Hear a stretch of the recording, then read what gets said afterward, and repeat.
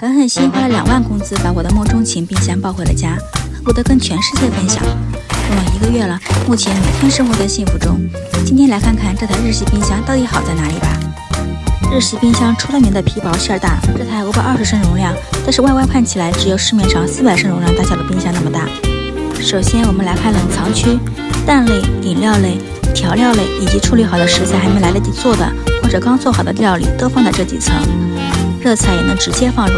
整个冷藏室充满了润泽冷气，维持着大约80%的湿气，可以长保食物的新鲜。这里日常温度恒温20度，容量也极大，乱七八糟的东西都放在这里都绰绰有余。这一层的抽屉是特鲜低温区域，我妈最喜欢的功能。这里温度维持在-1摄氏度，不需要冷冻就可以维持食材的新鲜。平时肉类放在这里3天也不会变色，第2天要吃的食材我基本都放在这里。你们有没有发现日系冰箱的两侧容量非常大？你基本用不着买收纳工具，分区十分合理。隔板还可以调节高度，这里基本放满了我的饮料、酸奶，还有日常食材调料包，容量真的贼大。而且隔板厚度很厚，非常牢固，这无疑更加剧了我喜欢囤货的习惯。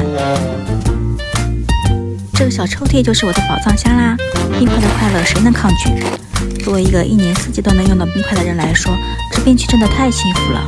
直接把饮用水接到这个集水盒就可以，还会自动清洗，急速制冰只需约80分钟。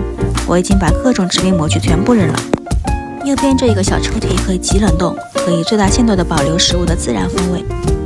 下面就是冷冻区啦，这一层冷冻室容量也有155升。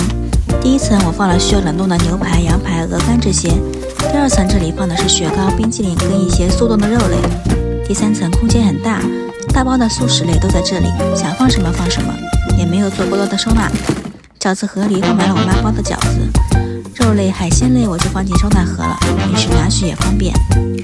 最下面这一层是润泽蔬果室，跟普通的冰箱不一样，它不需要我们用收纳盒或者保鲜袋包裹水果蔬菜，这层湿度保持在80%以上，蔬果在这里基本进入休眠状态，长久保鲜。这些是置放1周左右的蔬菜，这边是刚买的，基本上没有什么区别。以前冰箱我会拼命装收纳盒，现在才发现真正懂收纳的冰箱是不需要过多盒子的，随意摆放都能最大程度的利用空间。我妈之前说花这么多钱买一个冰箱都是智商税，直到用下来她也是心服口服，又改口说果然是1分钱1分货了。好啦，今天的分享就到这里啦，我们下期见啦。